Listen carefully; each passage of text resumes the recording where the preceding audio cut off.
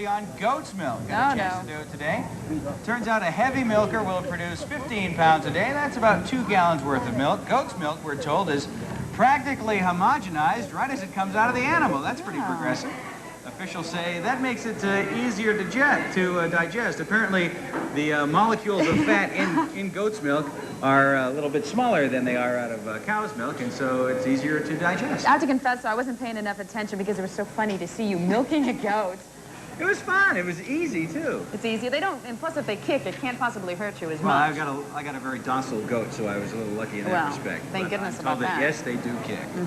Well, coming up on Mondays Live at 5, the fair will be over. We'll take a final check on the attendance figure, see how we did out here. And a sure sign that summer is over. Area kids heading back to the classrooms Monday, the first day of school. Oh, I can't believe it. Absolutely true. Well, listen, we have had a terrific... Oh, don't be sad. Aww. We need you to cheer because this is our last Live at 5 broadcast. We're going to put you guys on television one more time. You bet. See you here Monday. Good night, everyone.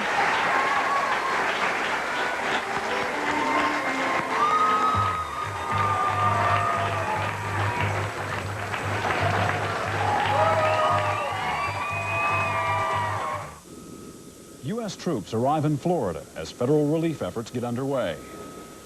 But for some, relief came too late, and they're moving out. And overseas, it's neo-Nazis against German police in attacks on Third World immigrants. This is NBC Nightly News with Tom Brokaw. Tonight, sitting in for Tom is Stone Phillips. Good evening. For the people of South Florida, their lives and homes devastated by Monday's hurricane, the last few days must have seemed like an eternity as they waited for help. Now there are questions. Did President Bush and Florida Governor Childs act quickly enough? And what's the future for the people of South Florida? We begin tonight with NBC's Mike Jensen in Florida City. Mike, what seems to be the problem with those Army meals? Stone, this was a day that a lot of people around here had been waiting for. The U.S. Army finally arrived. Soon after dawn, this Army cargo plane flew into Opelika Airport in South Florida and began unloading supplies for the victims of Hurricane Andrew. And this C-5 landed at Homestead Air Force Base in the hardest hit section of Florida. The cargo, Army food kitchens, 4 of them, each able to prepare 200 meals an hour. Then they hit the highways. In the days ahead, the military says it will bring in 7,000 troops, 400,000 packaged meals, 10,000 gallons of bottled water, 50,000 blankets, medical supplies, tents, and bedding. What we're doing here is we're helping Americans. What they also were doing was trying to show the people of Florida that Washington cared about them. The first Army food kitchen quickly became a giant photo op. Reporters and camera crews outnumbered both the Army personnel and the people looking for a hot meal. Military and Washington officials mingled and offered themselves up for interviews. We are looking to meet the immediate needs of these citizens. They need water, they need food, and yes, they need shelter. But the fact is, private donations have taken care of food and water and most other staples very nicely. Although lines today were long, most people were in fairly good spirits, given what they've been through. Who lost their house? Yeah. You lost your house? Totally? Yeah. So where are you living now? With my parents. We had about 3 families in one house at one time. So. How's your baby making out? He's doing all right. Yeah. We need some dog food. The dogs don't have any food. We're going to be eating them if we don't keep them. Well, at least you got your sense of humor, right? That's good.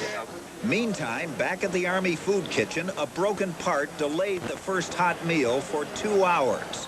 A few yards away, a private donor who had driven through the night handed out cartons of staples to people waiting for their meal. When the Army did start serving, it was the shortest line in town. Almost everyone we talked to said they were really glad that the Army had arrived, but what they need now is not so much food and water and clothing, it's shelter, Stone. Mike, what seems to be the problem with those meals? Well, you know, I don't think that service meals have changed very much. Over here, over my left shoulder, there is one of those food kitchens. There's another one that I visited also in Homestead today. And As I said, those are really tiny lines, and one of the reasons is that you've got a lot of private food that is being donated. Right over here you can see water bottles. There's a church group that's distributing food there. So unless you have to eat an Army meal, I think people are deciding they'll take something else. Okay. Mike Jensen, thank you. Well, from the pictures we've been seeing of Andrew's aftermath, you might think that all of South Florida was devastated, but that's not the case. Most of the 180,000 homeless, 1 out of every 10 people in Dade County, live south of Miami. Among the hardest hit suburbs, Country Walk, a small subdivision 15 miles away. NBC's Bob Dotson reports. See on the roof up there, that's completely out. Oh, God. Blew right off. Half of this stuff was all over here. This doesn't reach all. There ought to be a midlife insurance company. I gotta get out of here. Our wedding picture. Nick and Maureen Pascarella would rather forget their 13th year in Florida. Last year we lost our business. We worked so hard for 2 years. Business, now we're home. And then to lose this? I worked for Zin Mazda on US 1. No job either. How could so many things happen in 1 year to one person? I don't know. They not only lost their home, they had 3 rent houses in the hurricane's path. All 4 were destroyed. From the air, Country Walk looks like a child's board game that ended angrily. How could you can't live here? Forget just my house. It's no longer a neighborhood. Disaster is now the benchmark by which Nick and Maureen measure their lives. I just didn't want to leave this way. We were the second ones to move in this development. The only 4 walls they will have now is a hotel room. We patched the whole roof. You ought to see that roof. They have seen none of the promised federal help. $10 million for 300,000 people. Added up in dollars and cents. It's like milk, bread, and maybe a sandwich.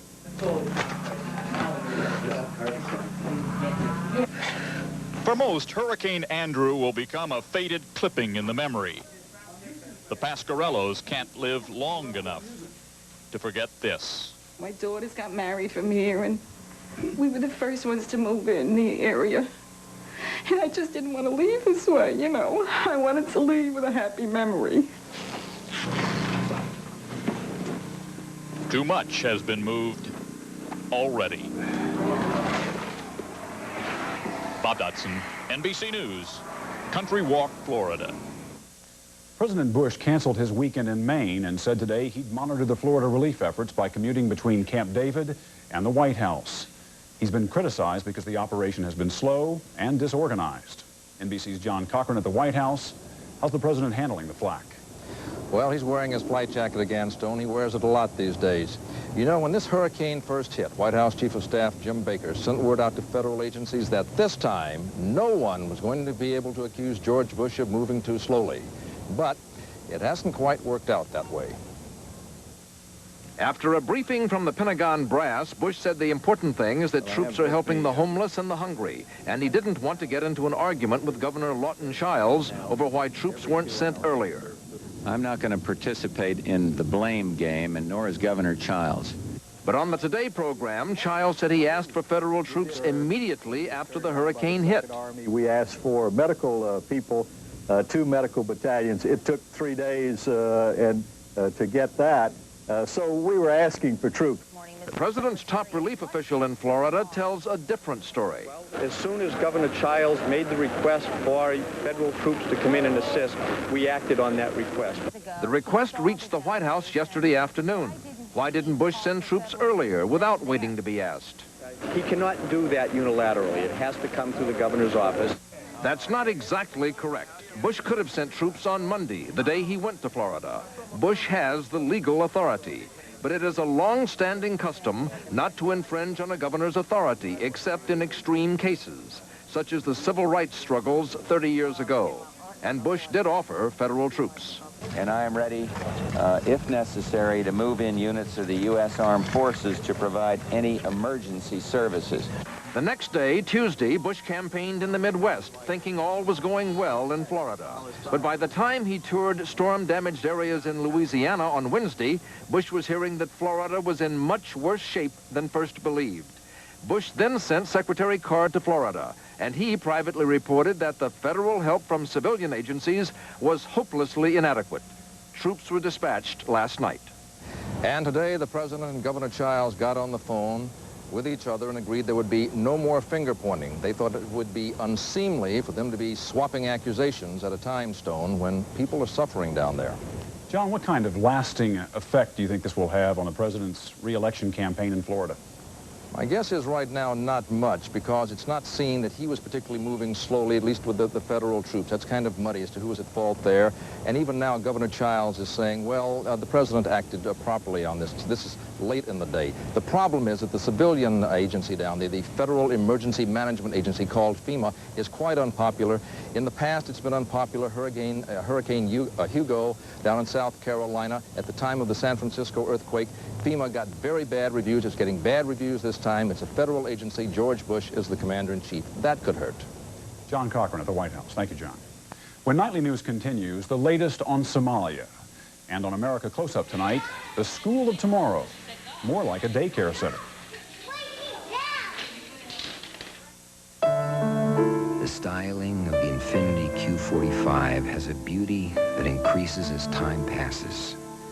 The interior offers a lasting pleasure, an enduring luxury, which is important because when it comes to a luxury car, as well as most other things in life, infatuation is easy.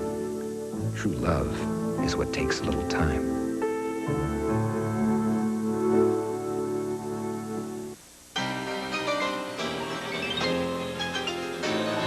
Domino's Pepperoni Passion. Now get pepperoni pizza deal starting at $6.99. Nobody knows like Domino's. Deal starting at $6.99.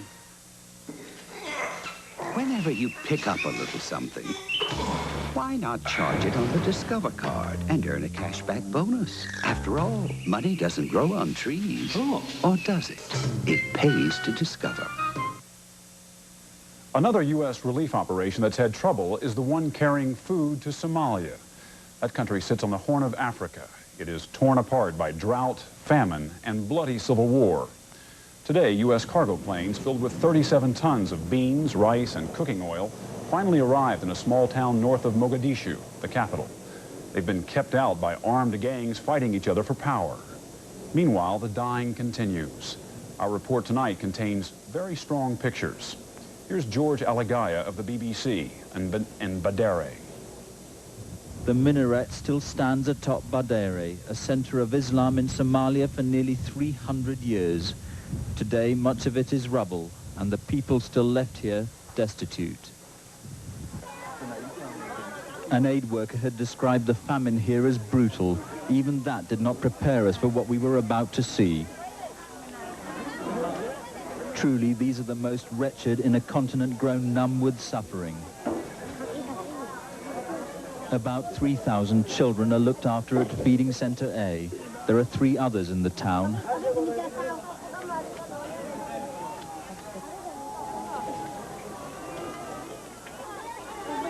Fadima Ode's 5-year-old son was one of them. 3 of her children had already died. Today, she and the nurse fought in vain to save a 4th. I didn't get his name, but his registration bracelet simply said number 145.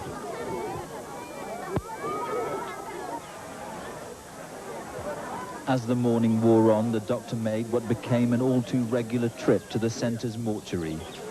In all, 7 children died while we were there.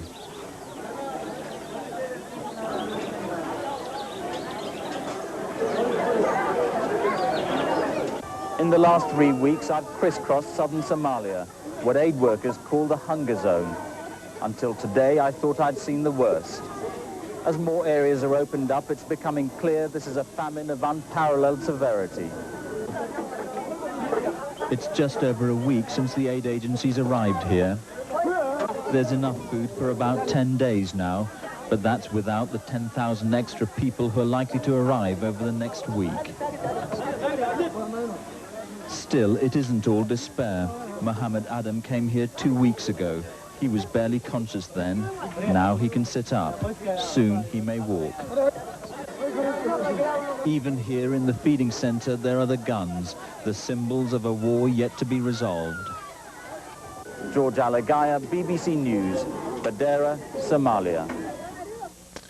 It is estimated that half of all the food sent to Somalia has been stolen by armed gangs and militias that roam through the country. They ate the same lunch, got the same heartburn, but his antacid is very different. His Tums has calcium. Most antacids don't.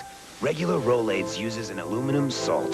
This uses aluminum and magnesium. So does this. Of all these, only Tums helps wipe out heartburn and gives you calcium you need every day. Something my body needs anyway. I like that. Calcium-rich Tums. That's the one you want. Low prices on Duracell batteries. Don't you love it when you test the battery and find it's still alive? What do we do before these testers? I shudder to think about it. Kmart's got Fruit of the Loom Boys Briefs on sale, and there's a $2 rebate. What's a rebate? It's like an allowance. Do you have to keep your room clean to get it? Good deal. With Kmart's low prices, everything is saying, buy me, buy me.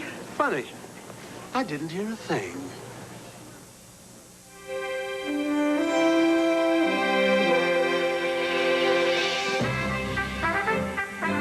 With the introduction of the 1992 LeSabre, Buick's reputation continues to grow. And it pleases us that people are taking notice. Because LeSabre isn't just another fine motor car.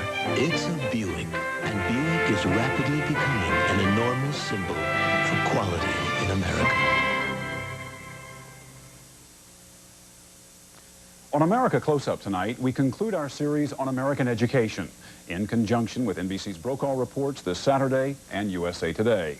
Tonight, the school of the future, a home away from home. Educators say that more and more schools will become substitutes for mom and dad. Called 21st century schools, there are 210 states already, and more are on the way. NBC's Gary Matsumoto reports from Killingly, Connecticut. Guys, we're going to be late. Let's hurry up. 5 days a week, 12 months out of the year, Laurel Brie drops her 6 kids at the 21st Century School in Killingly, Connecticut before heading to the office. Good morning. Good morning. It's called a 21st Century School because by the year 2000, educators say most families in America will have both spouses working. Hence the need for schools that offer a comprehensive array of child care services, like this one in Killingly, held up as a model for the nation. Many parents dread getting babysitters or even sending their children to daycare because we miss them terribly. But this way, mom and dad can relax while they're trying to do their job. Children between the ages of 3 and 13 get 2 meals a day and a snack. Sports programs, health care, preschool education. There are programs for teenagers, too. School Superintendent Dr. David Cressy brought this program to his town after being confronted by a 14-year-old girl with a baby. Essentially, the message she gave was, I'm 14 years old, I'm eligible for public education, I have no daycare, and my alternative is to either leave my child uncared for and go to school or not go to school. What can you do for us? Educators say American schools must adapt to a society that has changed dramatically. In 1960, 31.6% of American households had both parents working. By 1990, it was 70%, an increase of more than 200%. The roots of the 21st Century School can be traced back to the mid-1960s and President Lyndon Johnson's Great Society. Project Head Start, a program now hailed by Republicans and Democrats alike. Studies show it produced results. Unlike Head Start, 21st Century Schools are funded in part by the state and by families who enroll in them. In Connecticut, fees are charged on a sliding scale based on a family's ability to pay. Some critics argue that schools are overburdened as it is. I at one time felt that we should provide reading, writing, and arithmetic and do it well, and let other people deal with these services. I've since come to the realization that we are the only people who are going to do it. Perhaps the best argument for 21st Century Schools is the look on these children's faces. Gary Matsumoto, NBC News, Killingly, Connecticut. A reminder, Tom Brokaw's report on American schools can be seen tomorrow night on NBC at 10, 9 Central Time. Listen, athlete's foot fungus grows beneath the surface of your skin. To cure it, you've got to get down to the root of the problem. You need Micatin. Micatin penetrates the surface of your skin with miconazole to cure athlete's foot where it grows. Step up to the mic. Micatin. If you're under a physician's care for high blood pressure, ulcers, or asthma, then your choice of a non-prescription pain reliever is especially important for millions of people like you. The one doctors recommend most is Tylenol. State finals coming up. A lot of pressure to win. I don't eat right, I get irregular, so I don't project a winning attitude, and the boys see that. I tried some natural bulk fiber, but I couldn't take all that grit. Then I discovered Sunrise Smooth Metamucil. No grit in the mix, or the taste. Easy to get the extra fiber I need every day to stay regular. You got a winning attitude, you win, if you're lucky. Metamucil, and you could stay regular for the rest of your life. To get rid of her gray, my wife can spend 40 minutes. But I discovered the 5-minute hair coloring. The revolutionary discovery called Just for Men from the leader in men's hair coloring. Simply apply Just for Men and in 5 minutes shampoo out. Gray is blended away. The look of my natural color is back in 5 minutes. That was me, and it won't fade or wash out. My hair takes forever, but you look great in just 5 minutes. The look of your natural color in just 5 minutes with Just for Men. Who has the advanced training and equipment to take care of the advanced technology on your GM vehicle? You know who. Mr. Goodwrench, the smart choice for your smart car. Promise Extra Light Spread. Half the saturated fat and calories of margarine and a taste you'll enjoy with all your heart. You make me feel so young. Now Promise Extra Light in sticks. Get Heart Smart. Here's a quick check now of some of today's other news around the world. In Russia, an Aeroflot jetliner crashed as it was landing in foggy weather last night. 82 people on board, no survivors. Another day of furious fighting in the capital of Bosnia. The presidency building hit by 15 mortar explosions. At least 15 more people killed, 145 wounded. And yet another killing in Northern Ireland. A 19-year-old man shot to death on a bus. Victim number 3,000 of sectarian violence since 1969, when British troops were deployed there. Thousands of police were moved into eastern Germany today to be ready for violence by neo-Nazi youths expected to disrupt anti-racism demonstrations Saturday. Several cities have been hit by racial violence this week, the worst in the port city of Rostock. NBC's Jim Maceda is there. These Vietnamese fled to Germany, dreaming of a better life. Today, they flee once again with whatever they can carry. Their lives have become a nightmare. Throughout the week, gangs of neo-Nazis attacked the immigrants' apartment block, chanting "Germany for Germans" and "Foreigners get out." The mob, mostly teenagers, clashed with riot police. Hundreds of police were injured, hundreds of right-wing extremists arrested. Wolfgang Richter, a social worker, was caught in the riot. We never dreamed of such violence. We all thought we were going to die there in the building. Increasingly, foreigners have become targets. The terror reminds many of the Nazi past, but the majority of rioters act through an ideology of hate. They should go back to where they came from. They use our welfare. They have more money than us. Indeed, liberal rules on political asylum will allow almost 500,000 refugees into Germany this year, a record in Europe. 200,000 will come from war-torn Bosnia and other former Yugoslav republics to add to the hundreds of thousands of Romanians, mostly gypsies, who seek a living here. While few condone the violence, the people of Rostock and other depressed parts of the former East Germany say it's understandable their youth has revolted. A lot of families has problems. Father is unemployed and mother is unemployed, and the son, 10, 15 years old, looks that, and that is a problem now. The miracle of a united Germany never happened. In the area that has seen this country's worst anti-foreigner riots, 1 out of 2 Germans is jobless. Sheer force of numbers has contained this latest round of violence, but protesters say they'll simply wait until the riot police have let down their guard, and then they'll attack again and again. Jim Maceda, NBC News, Rostock, Germany. Back in this country tonight, the government says consumers spent more than they earned in July. Spending increased 0.3%, while income was up just 0.2. And on Wall Street, stocks closed higher today in light trading. Here's coffee. You know, my decaffeinated is darker than yours. And you wake up perkier, and your newspaper's more in-depth. Wait. I'll do it again. Here's your brand. My Folgers Crystals, mountain grown. I'm filling. I'm pouring. I'm darker. Okay. Can I have a taste? Sure. Decaffeinated Folgers Crystals, so dark and rich. Shouldn't you switch? You know, your decaffeinated is darker than mine.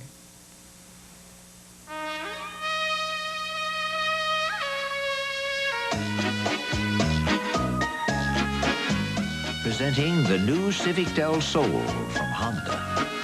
It's a sporty, open-top car with a very remarkable feature. When it's windy outside, it's not so windy inside.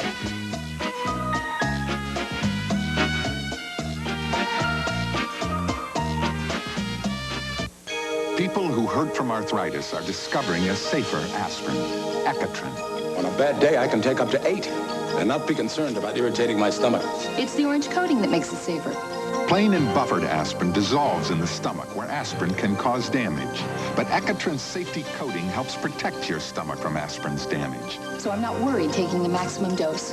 Every 6 hours, pow, pow. For minor arthritis pain, the safer aspirin is Ecatrin. And that's the truth. Do you get diarrhea too? Yes, I do get diarrhea. And what I take is kaopectate. I have no time to be sick. Kaopectate stops the symptoms fast. It gets rid of the diarrhea. Kaopectate works every time. This is the time to use Ace Paint. Hey, Ace knows what it takes to make great paint because Ace makes its own. Ace Paint, top quality in every drop, guaranteed. Ace 7-Star, their best interior flat latex is just $10.97 a gallon. Another reason Ace is the place for you. Our top story tonight, Hurricane Andrew and its aftermath. In Louisiana, property damage is running at about $100 million, not as extreme or as concentrated as in Florida. NBC's Roger O'Neill tonight in New Iberia. Roger? Good evening, Stone. In southern Louisiana, perhaps more than anything else, anywhere else, the glue which holds things together around here is family. There are thousands of people who are homeless tonight, but the Red Cross is closing all its shelters. In good times, but especially in bad, people lean on each other before they ask anyone else for help. And on Rosa Lane, in Four Corners, a little hamlet that's not even on the map, everyone is related, and no one was spared by Hurricane Andrew. It can be kind of hard to pick up the piece of bacon. It can be kind of hard. Rosetta Jones is this family's matriarch. It means a whole lot just to be around my family. Help from strangers is arriving, and it's needed, and it's appreciated. In New Iberia today, the grocery chain Albertsons was giving away ice. All you wanted. All right. Thank you. Walmart had water. Thank you, ma'am. The Red Cross had food. Until everybody gets something, there's one box to a family. Disaster officials from Texas were cooking hot meals. Unlike the more populated urban settings around Miami, people in Louisiana have faced the eye of the hurricane before, many times. They've been hit by it before. They have experience. But 50-year-old Al Ubi, who can name every storm since 1956, says simple country people just seem to stick together better. It's part of our heritage. You know, we're family, and family helps family. And we may not be blood relatives, but we're still family. We're all Cajuns. At the Scottish Inn's Motel, the roof is gone, but people are still staying here. Everybody's, trying to help each other. That's all we can do. We have to stick together. Nobody else will help us. We got to do it ourselves. In Morgan City, that's what Cleo and Belmayone are doing. Their kitchen is crowded with friends and neighbors who have nothing left. People open their house to you, feed you, give you a place to sleep. Feels very good. From the woman who did her laundry today to the man who raked his yard, a lot of people in southern Louisiana are feeling better tonight. Stone? Thanks, Roger. NBC News will continue to monitor the relief efforts in Andrew's aftermath and report developments as warranted. Full coverage resumes tomorrow morning on Today. That's Nightly News for this Friday night. Deborah Roberts will be here tomorrow, and I'll be sitting in for Tom again on Monday. Good night.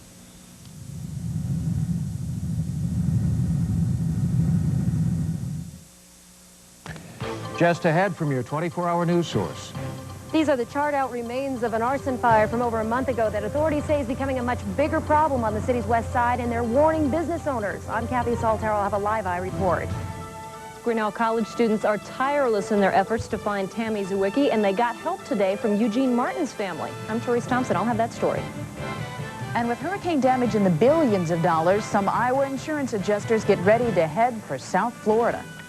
Plus, Gary Amble's weekend weather forecast and a preview of Urbandale football, all coming up next. Eeny, meeny, dipperini, have some with your chipperini. Achi-wachi, achi-wachi, party dip. Take a cracker, take a lick, take an orange carrot stick. Achi-wachi, achi-wachi, Mexican. Ole! Take a pretzel, take a chip, sink it in your A.E. dip. Toasted onion, French onion.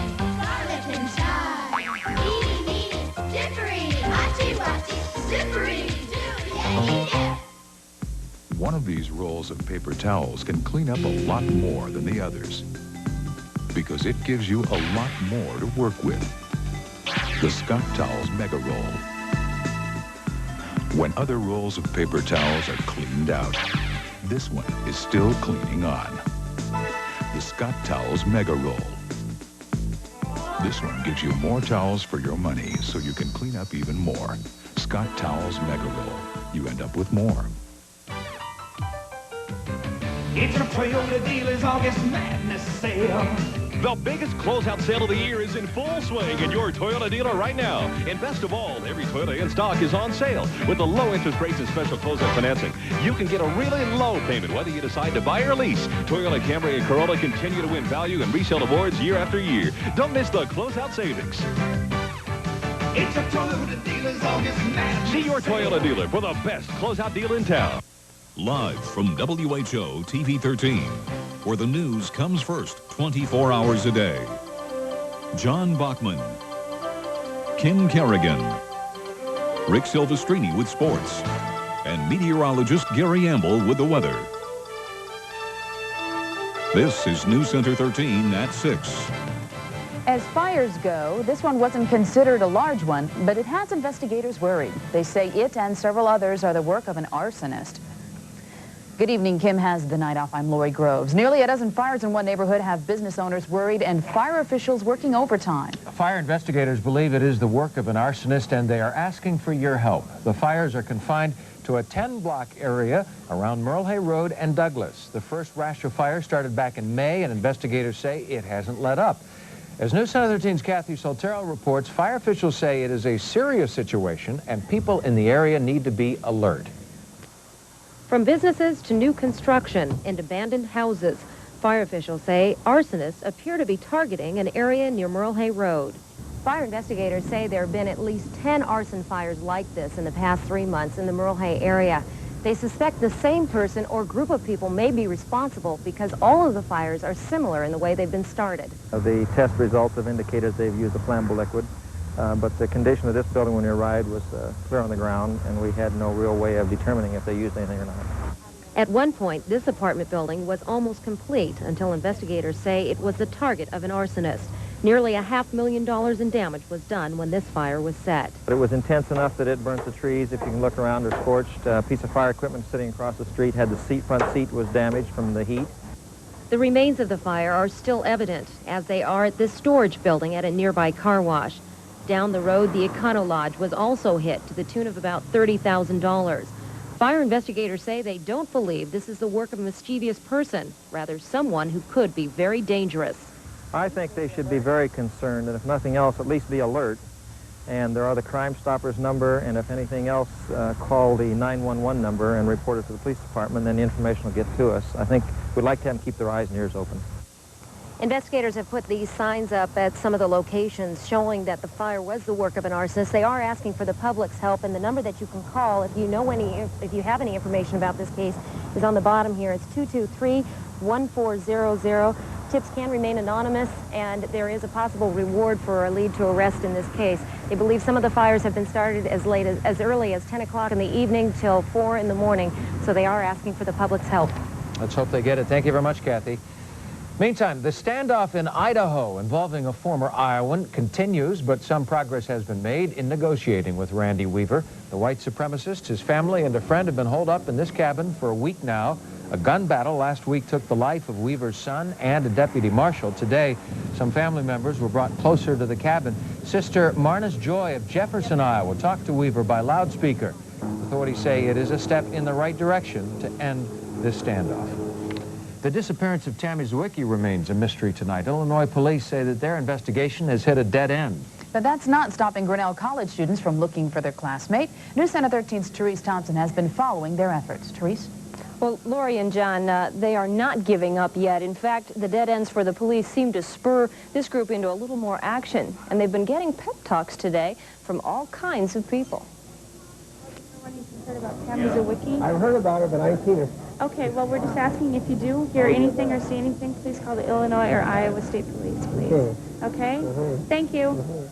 All afternoon, 2 Grinnell College students talked to people at Merle Hay Mall.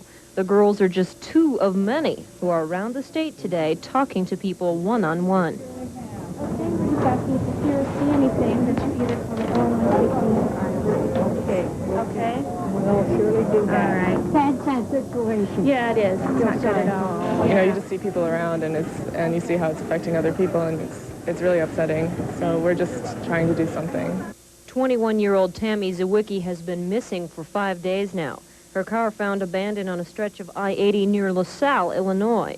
And each day that passes without word is more disheartening for her classmates. Ironically, while talking to people at Merle Hay Mall today, the girls ran into the cousin of Eugene Martin. You might recall Eugene Martin was one of the well-known paperboy kidnappings in Des Moines.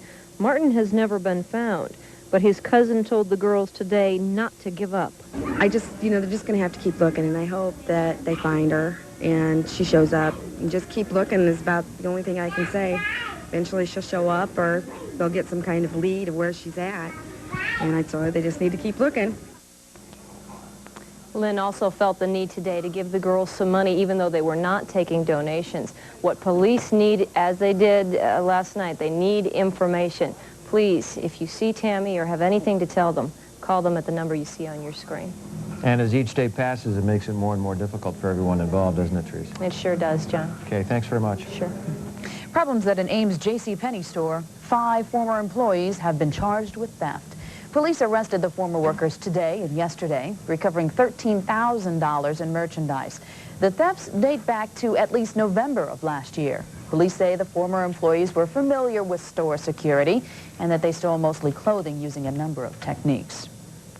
A Northeast Iowa farmer faces charges of practicing medicine without a license after he allegedly tried to induce abortion on a pregnant woman with a veterinary drug. 39-year-old Jerry Sheppel of Garnavilla was accused of giving a woman drugs that are normally used to induce contractions in pregnant cattle. The drug didn't work. This is the second time Sheppel has been charged with practicing medicine without a license. If you missed NBC News, federal troops are on the move in southern Florida, delivering much-needed aid to victims of Hurricane Andrew. There's been considerable criticism of the federal response, so it's been stepped up. 8,000 troops and 7 medical disaster teams have been dispatched. Food, medicine, water, blankets, all being distributed throughout the ravaged area. And the help is none too soon. These aerial shots show just some of the 250,000 homes leveled by the storm here in southern Florida and in Louisiana. Hundreds of thousands of people are still without power, and the need for emergency help is massive. Hurricane Andrew will cost insurance companies billions of dollars. News Center 13's Mary Mills with a look at the impact that's having here in Iowa. Pictures of hurricane-ravaged Florida and Louisiana, they've become ingrained in our minds. Tomorrow, Tim Walker will see the devastation firsthand. Walker is one of a dozen State Farm insurance adjusters from Iowa headed south to help settle claims. Living conditions are tough, but we're no worse off than the policyholders. So. Walker's boss, Mark Cottrell, says 1 of every 5 homes in southern Florida carries State Farm. He says claims could well exceed the $460 million paid out following Hurricane Hugo. A big blow, he admits, but one the company is prepared to handle. And a well-managed organization like State Farm anticipates disasters and catastrophes. So we already have money set aside called the Policyholder Protection Fund to take care of our insureds down there. As for what type of impact Hurricane Andrew will have on Iowa premiums, Cottrell says absolutely none at all. Our premiums are based upon our own loss experience here within the state of Iowa. Fortunately, he says, Iowans have never had to deal with a catastrophe as widespread as Hurricane Andrew, and hopefully they never will. Mary Mills, News Center 13. Now, the Iowa Jesters are expected to remain in Florida and Louisiana for 4 to 6 weeks before being replaced by another crew. One of Iowa's biggest employers helping relief efforts, Hy-Vee Food Stores today kicked in $20,000 for hurricane victims. Now, a lot of you have been calling in asking how you can help. We've made it easy to get donation information. Simply call our In Touch line, 246-5600, category 2113. The Iowa State Fair, you're very familiar with. It's starting to wind down, but things were busy again today. It got a little hog wild in Pioneer Hall this afternoon. Details next on the hog calling contest. And a little bit of burlap makes for a heck of a lot of fun. We're going to take a live ride down the giant slide. Stick around. News Center 13 at 6 continues. Friday, Saturday, and Sunday only at Pigeon's Home Furnishings. Save 40% off the original tagged prices on our entire stock of furniture, bedding, carpeting, accessories, and satellite systems, with special discounts on all appliances and home electronics. And with Pigeon's deferred billing, make no payments till March. 3 days of 40% savings only at Pigeon's Home Furnishings. Saving your mom! Harding